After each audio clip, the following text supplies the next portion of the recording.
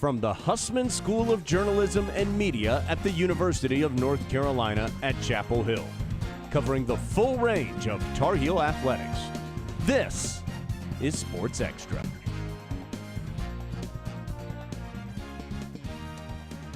Last season, UNC basketball swept that four-letter school down the road, but this year's Tobacco Road rivalry is shaping up to be an uphill battle. After a string of disappointing losses and two close-for-comfort wins, the stakes couldn't be higher heading into this Saturday's blue-blooded matchup. Good morning and welcome to Sports Extra. I'm Caroline Ralph. And I'm Barbara Joy Tillman. Thanks for joining us. With their NCAA tournament hopes waning, the Heels traveled to take on Pitt on Tuesday, hoping to secure a much-needed win. Carolina began the game with something to prove, taking an early 7-point lead thanks to a shifty step-back three from Elliot Cadeau. More sharp shooting from R.J. Davis and Ian Jackson gave the Heels a 10-point advantage with 2 minutes remaining in the half. But Pitt didn't let up, with 3 back-to-back three-pointers from Jalen Lowe as time expired. The Heels fought back to start the second half with a 5-0 shooting run led by R.J. Davis. It was all downhill from there, though. After a 3-minute scoring drought from Carolina, the Panthers concluded the matchup with a 14-2 run, taking down the Tar Heels 73-65. Caroline is with our men's basketball analyst Spencer Haskell to talk more about what's next for the Heels. Spencer, the Heels are firmly on the bubble, and if they fell short on Tuesday in another close one, do you think Carolina even has a shot at the tournament? Caroline, there's definitely still a chance, but if they're going to make it, they got to turn it around, and they got to turn it around fast. So I'm not going to lie to you, I don't love their odds. I mean, they're 42nd in the net, which isn't great, but it's also not terrible. What I really think is going to bite them come tournament time is their quad one games. They only have one quad one win in 9 tries. Now, Tuesday was another great chance to pick up another quad one win, but they fell short again. Thankfully, though, they've taken care of business for the most part in all the other games, but I still think that there is absolutely no room for error from here on out. It feels like they've been on the wrong side of just so many close matchups. What do you think the problem is, and why can't they finish business?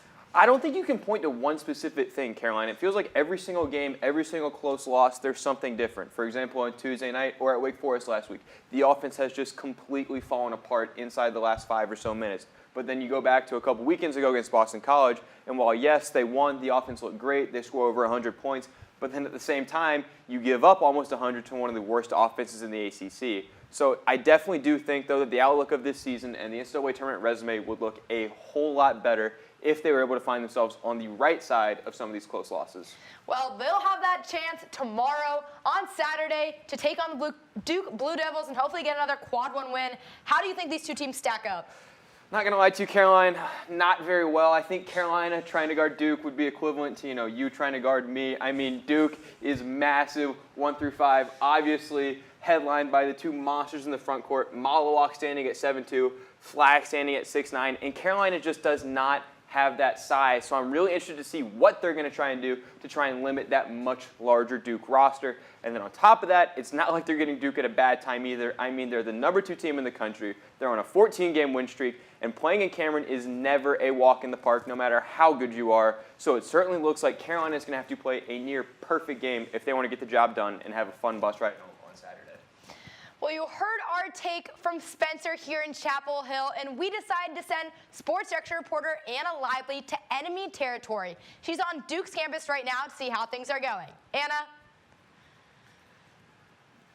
BJ, Caroline, I'm here on a beautiful day here by Cameron Indoor, and man, the energy is already building for tomorrow night's first rivalry matchup of 2025. North Carolina is trying to save their season with a 145-117 record in their rivalry matchup. But man, have they struggled at Duke with a 10-17 away record. Cooper Flag dropped 28 points against NC State, so it is crucial that the Tar Heels work on limiting Flag. If UNC wants any chance of winning against number 2 Duke and ending the Devils' 14-game winning streak, they'll have to rely on R.J. Davis, Seth Trimble, and Elliot Cadeau to have big nights. Although the three only managed to score a combined 22 points in last March's rivalry game. Anna, over there in enemy territory, what are you hearing and seeing in the day leading up to tomorrow's game? BJ, it's already loud and happening here. College game day is coming in, and man, it's happening, and it's a lot of fun. Tents are out, and everybody's excited for tomorrow. It sure will be interesting to see what it's like in Chapel Hill and Durham tonight. Thanks, Anna. Caroline, we've heard what our reporters are thinking, but who's your winning pick for this weekend's matchup? BJ, I've got to be a homer and take my Tar Heels. The Blue Devils were tight with NC State, and if there's any time for the Tar Heels to step up, they know it's right now. Every game starts 0-0, and if the Heels come out with a fight, I think they just might make it happen. I'm going to have to take the Heels as well, Caroline. I know it'll be an uphill battle, especially with that Cameron Indoor Stadium energy and them having the home team advantage, but I think everyone loves a good underdog. I agree. Now, on the women's side of things, they're heading over to a new game in California on Thursday to take on the Stanford Cardinals, Cal Berkeley. After a heartbreaking buzzer beater loss, they were back in action on Thursday to take on Cal Berkeley. We're going to see right here, UNC was really good with collecting their rebounds. Maria Gokdang was an absolute beast, helping the Tar Heels score 13 second chance points by grabbing those rebounds, getting up on those boards. Entering the fourth quarter up two, the Heels turned it up, outscoring California 18-7 to close out the game. Sophomore guard Renaya Kelly led the team with 16 points to help them take down the Golden Bears 65-52. The Tar Heels improved to 19-4 as they handed California its first home loss of the season. Caroline, let's hope that the women's basketball team can get another win on Sunday when they take on Stanford. The last matchup against Stanford for our women's basketball team was more than 10 years ago. The Heels secured the win, but both teams are completely different now. A 6'2 freshman, Nunu Agarna, leads the Cardinals, averaging 17.5 points and 8 rebounds per game. Alyssa Utsby and Maria Gokdang will need to work hard on defense to shut down Agara. If Lexi Donarski and Renaya Kelly can keep delivering the threes, the Heels could be set up for success against Stanford. Women's basketball signee Nyla Brooks is now a McDonald's All-American, adding to her long list of accolades. The 5-star recruit out of Bishop Ireton High School in Alexandria, Virginia, is the first incoming player in 4 years to earn the honor. Brooks, ESPN's 20th ranked prospect, has already received first-team WCAC honors, is the VISSA Player of the Year, a Max Prep All-America honoree, and on the Washington Post first team. Fans are eager to watch the show-stopping 6'1" wing in action next season. UNC hockey is traveling down I-40 twice this weekend to face NC State. Tonight, the two teams will face off at Invisalign Arena, where the last time they played, UNC walked away with the win in a shootout. Team captain Patrick O'Shaughnessy gave the Heels the tying goal late in the third and hopes to rack up another point on Friday, giving him his 100th career point. Then on Sunday, the two teams will meet at the Lenovo Center for the Governor's Cup, where UNC will hope to take home the win and to keep the trophy in Chapel Hill, where it has resided for the past 2 years. Speaking of club sports, the UNC all-girls cheer team has its first showcase of the semester on Sunday. Kate McCullough shows us how they performed in style. The UNC all-girls cheer team participates in NCAA camps and represents the University of North Carolina at the NCAA Collegiate National Championships in Daytona Beach, Florida. The team recently visited the Raleigh Convention Center to showcase their routine.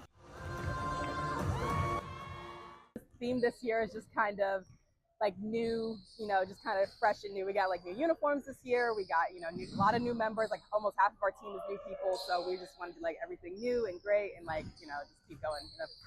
The team participates in community service and fundraising events. The young women also host youth clinics to help younger girls improve their skills and confidence. A lot of people say it's like our comeback year or whatever, but honestly, we're just like working really hard this year. So just I would say just putting our heart into everything we do and like showing that on the mat. And like, no matter what happens, like if we showed that, then we did our work and it was worth it, so. As the UNC All-Girls Cheerleading Club gears up for their next showcase in February, they are working hard to be the ones to beat at the NCAA College Nationals in Daytona in April. I'm Kate McCullough reporting. And speaking of performing, UNC's dance team, the Carolina Girls, could be showing off award-winning routines at the Heels' next home basketball game. The team danced their way to history at the UDA College Nationals at Walt Disney World, performing a jazz number in their beloved game day routines. The girls made history and, for the first time, move on to the semifinals for jazz and finals for the D1A game day. The Tar Heels secured the 5th place spot for their Carolina game day performance that us Tar Heels know and love. And to tell us more about their success in Florida, I'm here with sophomore dancer Ella Busey. Ella, thank you so much for joining us. Of course, I'm happy to be here. Well, first of all, congratulations on your 5th place finish. Tell me about the preparation that went into nationals. Yeah, so it takes a lot of prep. We actually start way back in August. We have a choreographer come for 2 days, sets the piece on us. She teaches us everything, then she leaves. It's up to us. We review it about once a week on Sundays till we hit November, and that's our busiest time of year because we're doing basketball, football, and nationals at the same time. Oh my gosh, I can imagine. I mean, you have had the opportunity to perform in some pretty big venues. I know the Dean Dome is one of them, but talking about what it was like being in Florida, surrounded by so many storied programs. I know Ohio State was there, Minnesota. Yeah. What was that experience like? It's really crazy, especially in the past few years since it's been going viral on TikTok. More and more people actually are recognizing dance, and the arenas were filled this year. You couldn't find a seat. If you gave up your seat, you weren't finding another one. You were standing in the back, especially to watch teams like LSU and hip hop and Ohio State and Palm and Minnesota as well. Palm and jazz for those two is very entertaining. That's absolutely awesome. And now this is your best finish you guys have done in a while. Yeah. You know, how are you able to hit that level, and what's next for you guys? Yeah, so we're actually pretty new to UDA. This was our program's 4th year there. 4th time for game day, 3rd time for jazz. We have never advanced, so making it all the way to finals and 5th place for game day was a huge deal for us. We're definitely hungry for more. I think we're gonna have the same choreographer back hopefully next year and work on something really cool to bring to the table. That'll be awesome. Well, speaking of choreography, you know what, Ella, while you're here, can you show me a few moves? Of course. All right, let's see it. Do you wanna hold the pom-poms? Oh yeah, I do. There you go. Oh yeah. All right, I'll teach you a very easy sideline we do. Okay. Ready? You go. 1, 2, 3, 4. Okay. Shake your hips. 5. Oh yeah. 6. Uh-huh. 7, 8. There you go. Right, there we go. You could blend in with us at a game now. There we go. Thank you so much for joining us, Ella. You're welcome.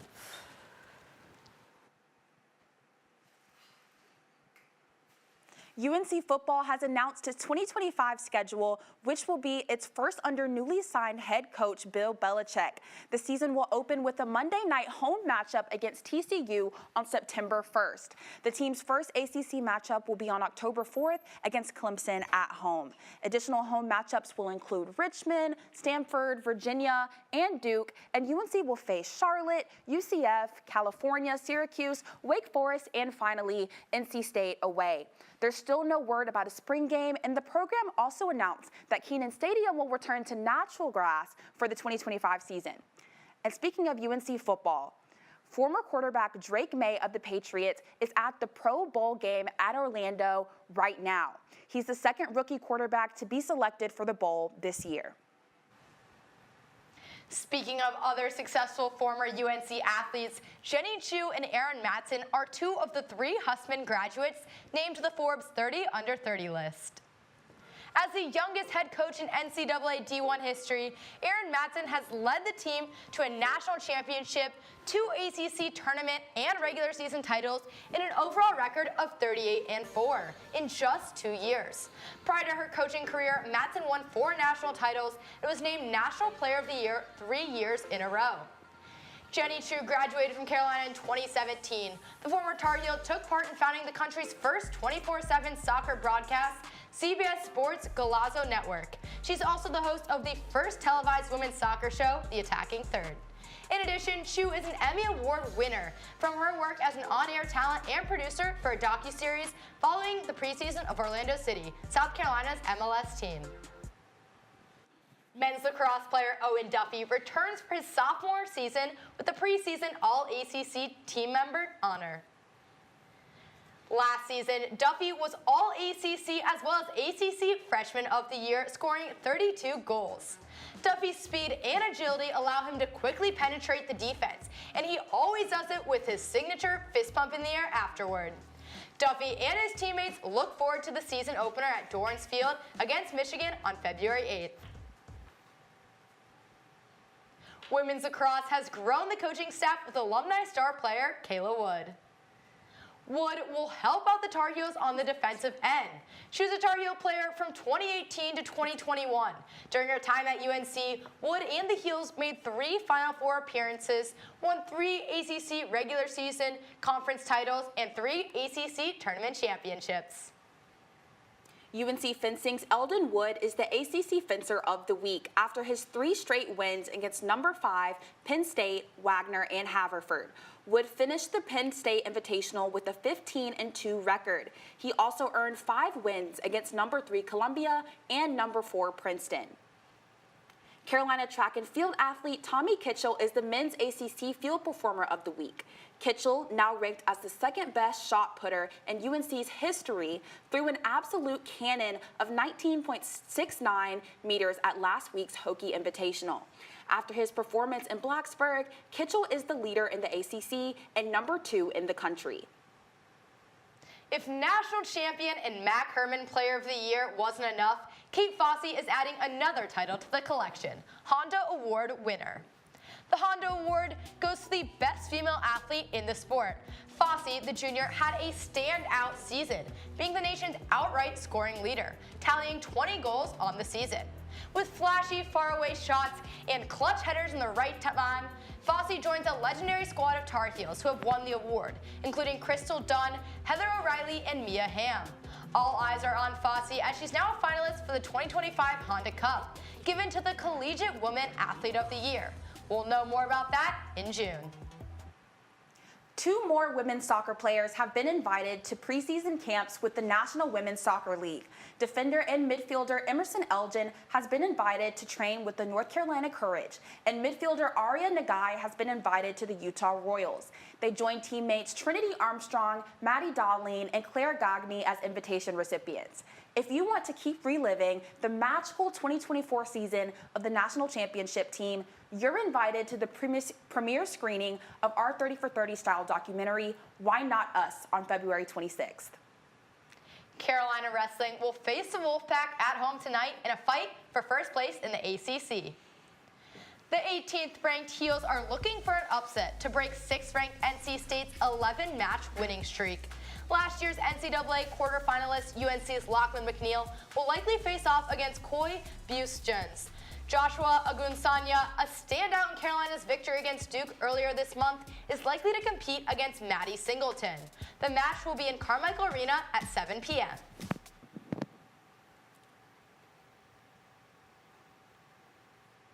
And next up is UNC Gymnastics. That team is in Stanford, California to face the Cardinal. After a tough loss last week to the Wolfpack, the Heels will be fighting extra hard to hand Stanford their first loss of the season. With an outstanding bar performance and matching the program high of 9.975 against NC State, Lali Dekanoidze will need to keep her numbers high when facing undefeated Stanford. The meet will begin at 10 p.m. Eastern Time and will air on ACC Network. Before you head to the Dean Dome on Saturday, you might want to stop by the Tuning Tennis Center at 3:30 to see the men's tennis team take on Illinois. Last weekend, the team competed in the ITA kickoff at the Wake Forest Tennis Center and made it to the consolation round. On day 2, the team took the win against UNC Charlotte. Vladislav Melnik won both of his singles matches across the weekend, as well as his doubles match with freshman Chris Zhu on Saturday. This will be Illinois' second match of the weekend as they play Duke tonight before heading to face the Better Blue tomorrow.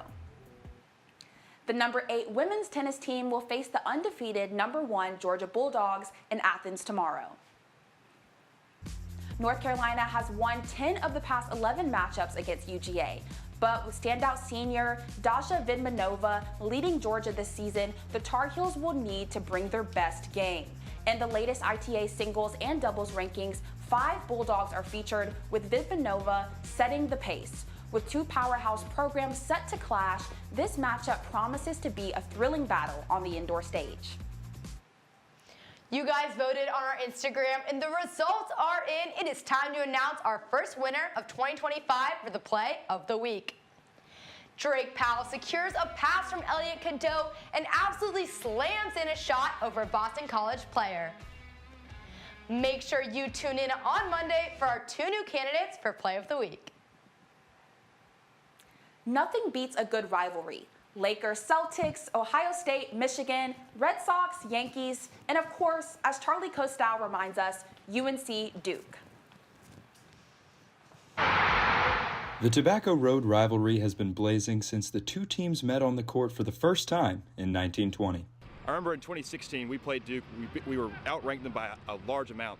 They still came back and beat us. This year will be the exact same. Cooper Flag is going down. With 86% of UNC students from North Carolina, many Heels are born and bred. In the third grade, I failed my first math test. I broke down to the back of the class crying. Not because I failed, but because I thought I couldn't go to Carolina anymore, and that ruined me. With so much passion on UNC's campus, one might wonder how things are going 10 miles down Tobacco Road. I'm here at Krzyzewskiville, also known as K-ville, just outside the Cameron Indoor Stadium, where Duke University students have been tenting for 3 weeks to secure a ticket to the UNC Duke game. I'm actually from Durham, so I grew up a massive Duke fan, so when I first came to Duke, this is something I knew I wanted to do. Our tent name is Proctor Doofenshmirtz, named after our very own Tyrese Proctor. Though it's a highly anticipated and lighthearted event at Duke, tenting comes with its struggles. Some people have to take the dreaded night shift, where they will call 3 checks a night or so. I think it is all worth it because you'll see the fans and you'll be like, every one of these fans has slept here one time. For some of those fans, Duke basketball is very personal. I picked up one enemy on the UNC team. His name was Zayden High. He threw a water bottle into the stands and hit one of my friends. But Duke fans hope that sleeping outside will be worth it in the end. If Duke wins, it'll be a great time on campus. We'll burn a bench. If they don't, this campus is the most dead campus you'll ever see. It's the saddest thing ever. Happened last year. Don't want to do that again. Back in Chapel Hill, the smack talk goes both ways. I'm on the men's rowing team here, and on my very first race, my very first season, we got to go down to High Point and race against Duke. We killed them. And you know what's going to happen this Saturday? We're going to kill them again. I'm Charlie Costal, reporting. Caroline, I'm sure glad I didn't have to sacrifice my tuition for tents in the cold, but I will say I'm more than excited to watch this game on Saturday. BJ, I am so ready for the game tomorrow, and I'm hoping we get a win so I can show up Franklin Street, all my new moves. That does it for this edition of Sports Extra. We'll be back on Monday for a rundown of another exciting weekend in Carolina athletics.